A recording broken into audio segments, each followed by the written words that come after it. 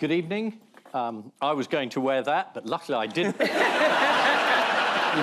the embarrassment. US level, please, Gregson. Yeah, I was going to wear that.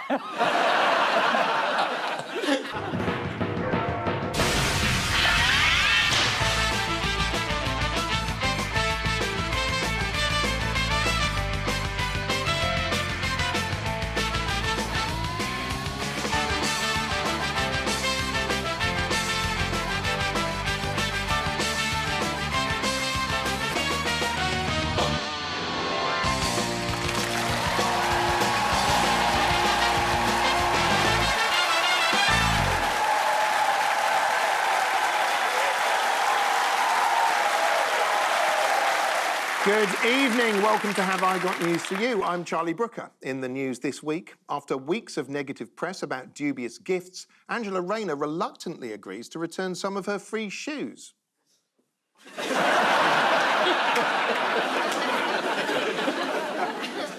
Ahead of a busy day at a global summit, Emmanuel Macron undertakes his daily naked yoga routine, unaware his hotel room curtains are see-through.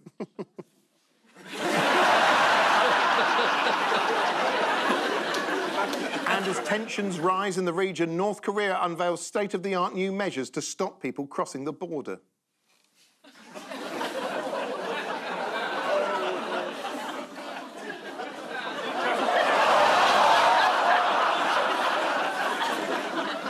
On Ian's team tonight is an artist who's famous for his teddy bear sidekick Alan Measles, although he's thinking of replacing him with a more up-to-date companion, Malcolm Monkeypox. Please welcome Grayson Perry.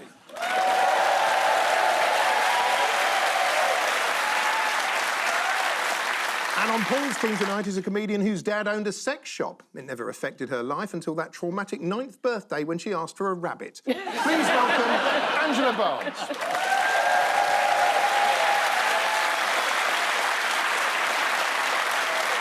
We begin with the bigger news stories of the week. Paul and Angela, take a look at this. Oh, yes, he's been doing that action ever since he was a teenager. Donald Trump, Kamala Harris.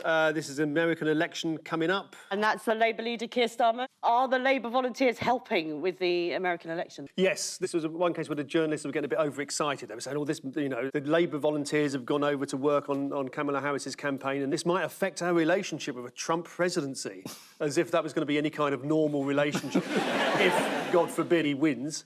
I love this, the idea that... Aren't they basically just door knockers and canvassers? The idea they could make any different. Like, if door knocking worked, then, for a start, we'd all be Jehovah's Witnesses with excellent broadband.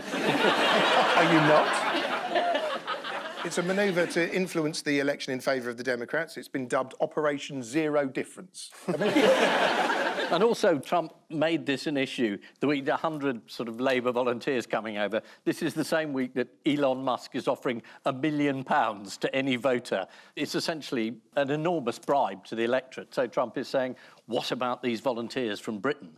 They're going to make all the difference. You enter a lottery by signing a petition supporting Trump. It's a bit of a loophole. Yes. And you have to be registered to vote in a swing state.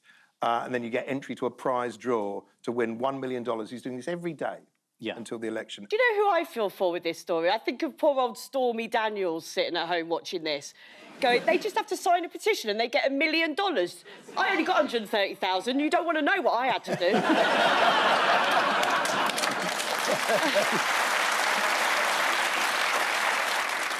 The Republicans have made an official complaint about what they're saying is Labour interference. They called it blatant foreign interference by the far left. Starmer, the far left, he must be so fat. Yes, but all those Corbynites turning in their graves. To be fair to them, there is a bit of an unfortunate tradition of the British left trying to influence the US election. Oh, this was the Guardian newspaper. I can't remember which election it was now. A few years back. It was. In 2004, the Guardian ran a letter-writing campaign encouraging Guardian readers to write letters to individuals in US swing states. Yes. They said things like this: please forgive this intrusion. I'm writing to you because I care about America deeply, and you may wonder why on earth your friends in Britain are telling you how to vote. And, oh, America, let us love you again. We might as well have opened with Dear Stupid Yank. How How do you think the Americans responded? They were very angry. They were not delighted. They said things like, get back to your crappy little island with its shitty food. They also wrote back to say, have you not noticed that Americans don't give two shits what Europeans think of us? Each email you send telling us why not to vote for the Republicans is going to backfire, you stupid yellow-toothed hound. Do you know who else has been complaining? Is it our Nige? It might be your night. Farage himself has lobbied for Trump, and there's some question over whether Farage's plane tickets over there contravene the law about foreign intervention. So there is some suggestion that Farage himself might be hypocritical, which is difficult to believe. The Conservative Party, I mean, have frequently sent over volunteers. John Major sent over people to help George Bush get in. I mean, there is a tradition of doing this. It's just when the Labour Party do it, Trump turns it into an issue because he's worried about his actual interference with the election on the side. Do they ever send people over here? Yeah, they're Mormons. Trump's longest-serving Chief of Staff, John F. Kennedy... John F. Kennedy. Breaking news. What a comeback. Yeah. I knew someone had got shot at a rally. John Kelly was his ex-chief of staff during the last time he was, or during the first time he was, or during the only time he was president, depending on when this goes out on Dave Channel. He said that sort of essentially that Donald Trump is a fascist and that he was always sort of saying Hitler was good. John Kelly called him a fascist. Yes. Technically, he's a fascist. Yeah. It's good to have that cleared up. Yeah. Because no one had spotted that. I think it was the bit about rounding up your opponents and using the military, and you thought, yeah, that's very left-wing. Oh, no, it isn't. Shall we move on to Kamala Harris? Yes. Yes. Despite raising millions of dollars and making a slew of media appearances, what's she failing to do? Shift the opinion polls. There was a very cheering poll, though, that said that only about a quarter of America think there'll be civil war. Yes. Trump has been improving in the polls, but getting his voters out is perceived to be one of his main weaknesses. How has he been trying to get people to turn out for him? This is not working at McDonald's, is it? We're coming to that. Oh, well, OK, I'll save that bit then. He's been appearing on lots of sort of incel websites. Yes, and working at McDonald's as well. Too early. We're coming to that. We're coming to that. I'll give you a nod. Give me a nod. I'll give you a nod. OK, yeah, I'll watch out for Yeah, that. 'cause one of the things that's interesting about the US election and across Europe as well is the kind of gender divide now. You're close to what he's been trying to do. It's something to do with gender.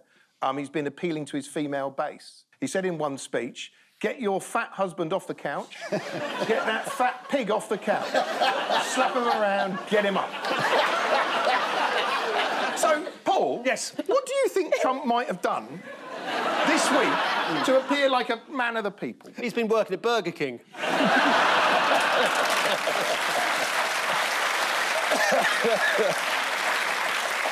Would you like to see him at work? Yes, please. Thank you. Mr. President, please don't let the United States become Brazil, my native Brazil. We'll keep Please, it good. Please, please. We're going to make it better than ever, okay? Thank you. Thank you. Thank you. It was a pleasure, Mr. President. Yes. I don't know if you could tell, but that was staged. He's doing it out of fury because... Oh, because she worked at McDonald's. Yeah, Kamala Harris said she worked in a Yes. McDonald's, and he said, I don't believe you. Yeah. And then the Republicans said, OK, if you worked there when you were 20, where's the invoices? Where's the receipts? From 30 years ago, a part-time job. And she said, I don't have them. And they said, aha, you're lying. I think it's nice to see that McDonald's does give opportunities to convicted felons.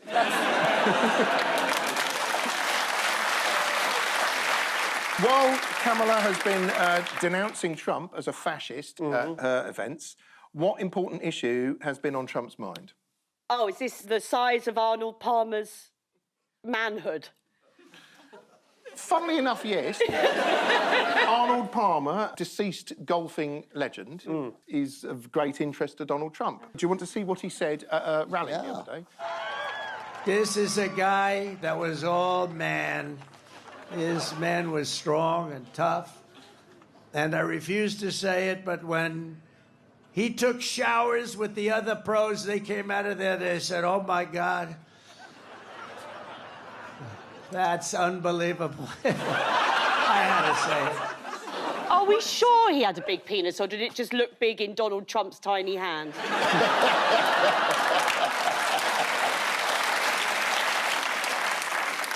The story doesn't even make any sense anyway, like all the golfers showering together. I mean, the golfers don't all finish a round of golf at the same time. You know. This is the Trump campaign's accusation that Labour is interfering in the US presidential election. 100 Labour Party activists are heading to America intent on swinging the election for the Democrats, although they'll spend the first week desperately trying to find somewhere in Alabama that serves quinoa salad.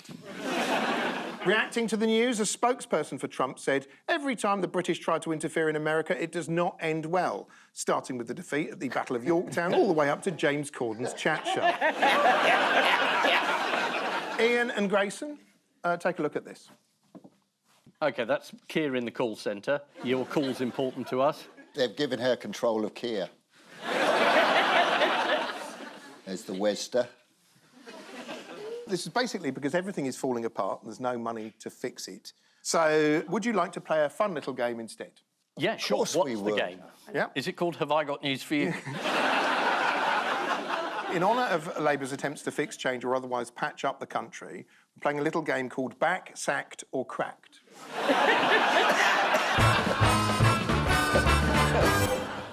Basically, I show you a picture Yeah. and I want you to tell me what it is and whether it's come back, getting sacked or is totally cracked. Fingers on buzzers. Yep. Yes. Here's your first one. What's this?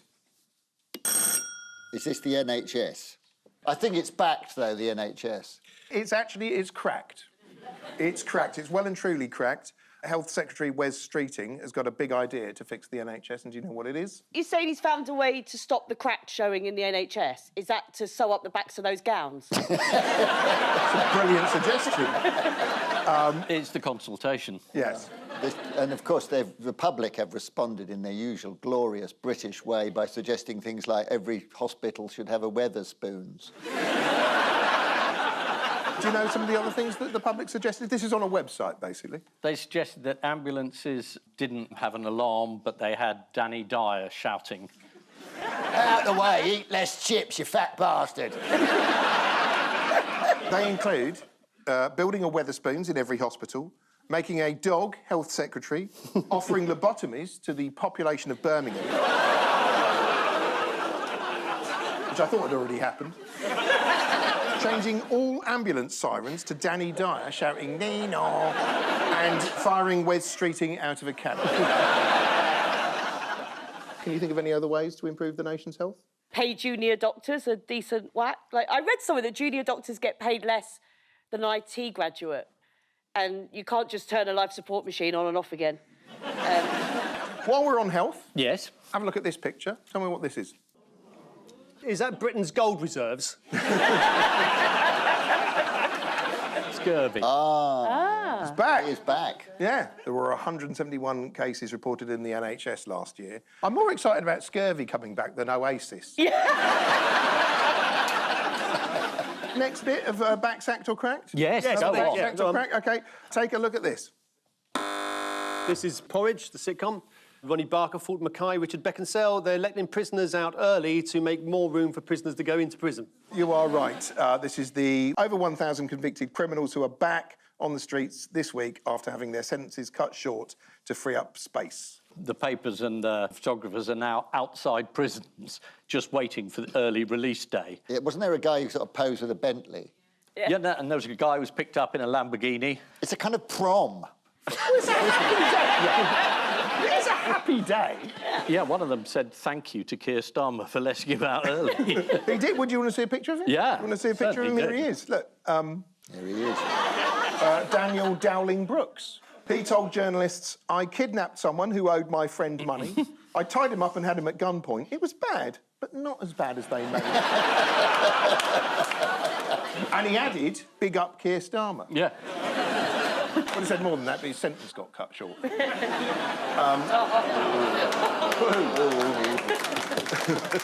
Very good. There's a moth flying around. Yeah. I think it's jumped out of the script.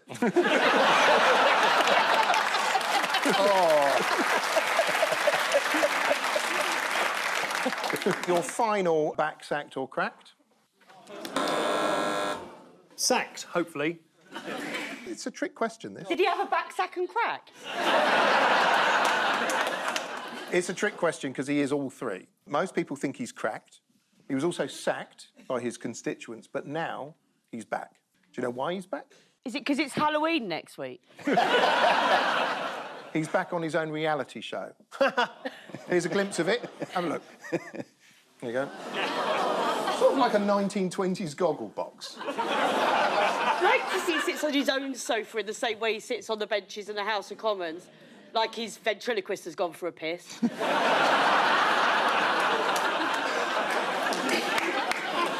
Do you know what it's called, his show? At Home with the Rees-Moggs. Nearly, it's Meet the Rees-Mogg. Oh, Meet the Rees-Moggs. Should have called it Country File.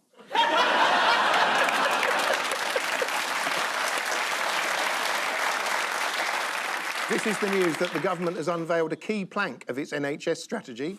He's called Wes Street. One major part of the government's health policy is for the NHS to introduce a digital approach, something the Royal College of Proctologists has been practising for years. More than 1,000 prisoners have been released early because of overcrowding. One was asked if he'd be celebrating with a wild night of drink, drugs and casual sex. He replied, "I've had enough of that inside for the last 4 years." So to round two, the picture spin quiz. Fingers on buzzers again, everyone. Ah, yes, King Charles, Queen Camilla, been in Australia, as indicated by them coming down the steps. There's been some demonstrations by Aboriginal spokespeople who quite rightly have got a lot to complain about.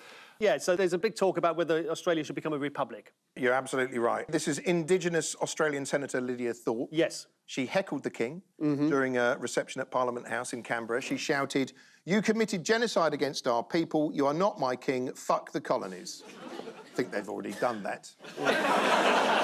He said, "Oh, have you come far?" What did one woman outside a church in Sydney do to welcome him? Did they dance together? She played the flute. She played the flute at him. What was particularly impressive about the performance? She didn't put it in her mouth.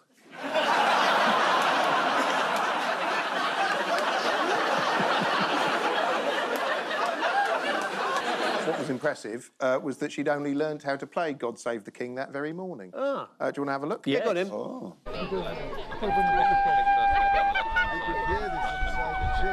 Okay, straight over. Come here, pass. Didn't bother to learn the second half. What other festivities did the Australians lay on for the royal couple? Don't know, but it's always a big dinner, but it can't be that. Oh, barbecue. Barbecue. Charles and Camilla experienced a sausage sizzle. Do you want to see their Yes. sausage Yes. sizzle? We can't imagine what it would look like. Here you go. Did you ever meet Arnold Palmer?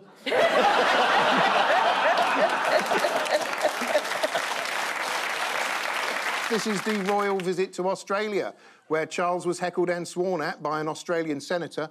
Prime Minister Anthony Albanese said her behaviour was not of the standard Australians expect, because she was sober and didn't punch him.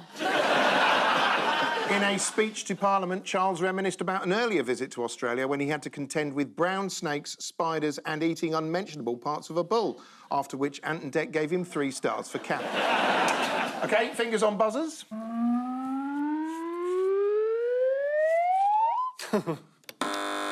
Yes, this is clearly well, the photo tells us all, really, the Photoshop. It's a sheep has clearly been producing some art. Are you telling me that's photoshopped? Well, I don't think that beret looks real. Some artwork has been created by a sheep. I very much doubt that it's used those 2 brushes that it's got on the floor there. Have you seen this story? No. There's always an animal doing art whenever I come on. This is the news that a sheep in South Africa has learned to paint. Would you like to see He it? hasn't learned to paint. It's a lie. It just hasn't, though, has it? Do you want to see it? Yeah, go on, let's have a look. Yeah. There it is. Are we looking for sheep-based painters' puns here? Rembrandt, is that one of them? Have you got one there? You're nearly. Yeah. Nearly. He's called Banksy. Although the Daily Star preferred to call him Lamb Goff. That's dreadful. Rembrandt was better. Would you like to see... No, I don't think we do, actually. Here you go. What's this? What's he painted here? Feeding time. Is it a self-portrait? It is an animal. It isn't. It's a rhino. It's a warthog. You're close, How, obviously. how do you know it's a walk? Did they ask the sheep? I can't tell you on how many levels this is depressing. What does Banksy's owner, Joanne Lefson, have to say about his talents? They're non-existent. She says, Banksy proves that sheep are not stupid. Just the rest of us are. Do you know how Banksy learnt his craft? Did he do a foundation course and then a couple of years at the Courtauld? He learnt from the best because he grew up with a pig painting prodigy, Picasso. Isn't it amazing that the same owner has managed to rear two animals that can paint? Makes you understand the history of art, really, doesn't it? Yeah, Renaissance Florence. Yeah, you know, Paris in the turn of a century. This farmyard. Surely the picture be called Francis Bacon.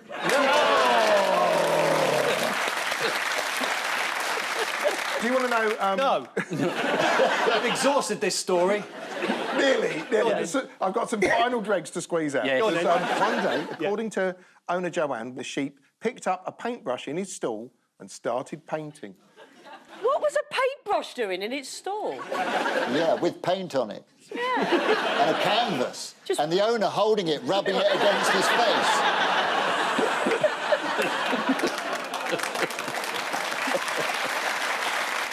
Do you know where Picasso is these days? Yeah, In he a did a sandwich. sandwich. Here he is. This is a sheep in South Africa who, it says here, can paint. Here's the sheep with one of his paintings. I'd like to think one day we'll see that hanging somewhere for about 6 days until it's nice and gamey. Fingers on buzzers again.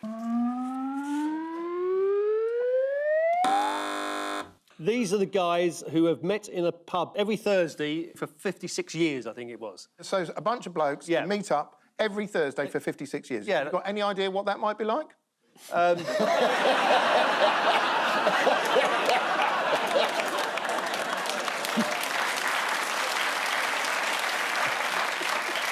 don't know, because today's Friday.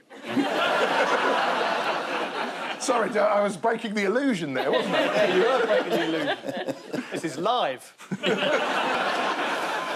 That's them now, that's them today. Do you want to see them back in the day? I think so. There they are, many years ago. I see one of them used to be a woman. I think it's a testament to the life-giving elixir that is beer. 5 of them are vampires because only one of them is showing a reflection in the mirror behind them. That's a worry. They're the undead. What do you think they talk about when they meet up? They probably do the organ recital, like all old people do. The what? The organ recital, you know, like, how are you? Like, well, my stomach's a bit...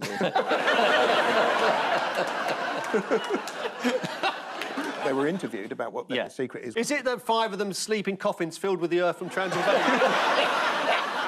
Not to my knowledge, no. They were asked on BBC Radio Sheffield about the importance of men opening up for the sake of their mental health. This is what they said. I think times have changed, haven't they? And especially for men, like talking about feelings, talking about things that you're worried about. Are you good at that? We don't do emotional type stuff. The most Yorkshire thing I've ever seen. You're going to have to say that all again in my ear. You're sacked. Gotcha. OK. Time now. Time now. Time now. Why you started talking like that? Talking like what? That's how I talk. Time now. We've been coming here 56 years. Time now. Now you've made me super self-conscious. Yeah. Okay. Well, was don't the be super idea. self-conscious. Just don't go, time now.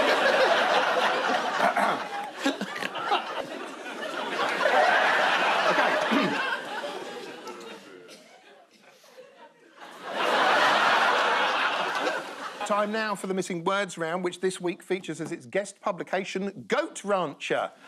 Woohoo! Here you go! All right? We start with this. Firemen left red-faced after what? Fireman left red-faced after mistaking a black bin liner for Puma in tree. Fireman left red-faced after state-of-the-art fire station burns down. This is a brand new fire station in Germany which burnt down when a fire broke out because it hadn't been fitted with fire alarms to detect the blaze. 999, cried the firemen as they watched the flames spread. Next, what could be the most impractical fashion trend ever? Knee-length hats. See-through scarves. What's wrong with a see-through scarf? Do you like the one I'm wearing?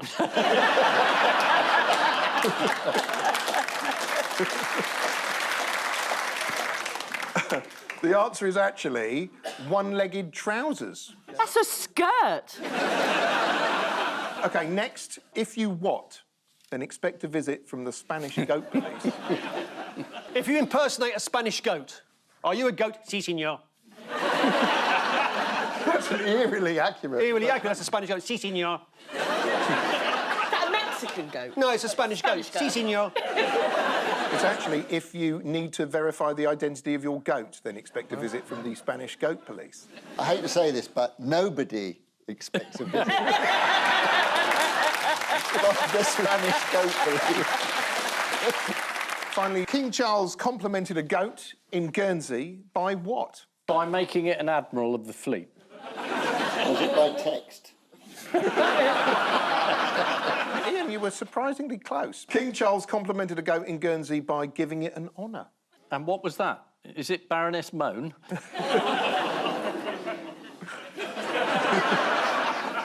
Entirely innocent. Here is the King honouring the rare goat on a recent trip to the Channel Islands. Do you think that cheapens your knighthood, Sir Grayson? Well, no. I mean, if they can be artists, then they can be knights as well. Fine. Who'd you get a knighthood off? Which government? The Tory government. I'm a crossbench, sir.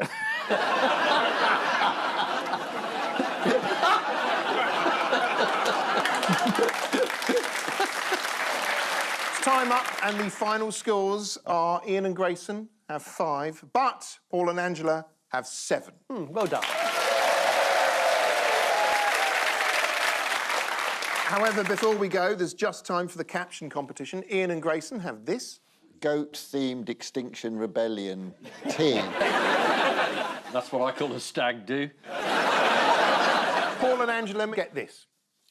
We must never say what happened to Gerald. On that note, we say thank you to our panellists, Ian Hislop and Sir Grayson Perry, Paul Merton and Angela Barnes, and I leave you with news that at a literary festival in Essex, there's a world first as a book loses all of its value the instant its author signs it. After 2 years on an NHS waiting list, one man looks for an alternative way to cure his constipation.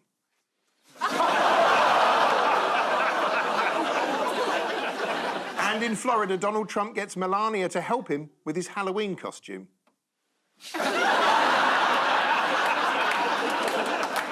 Good night.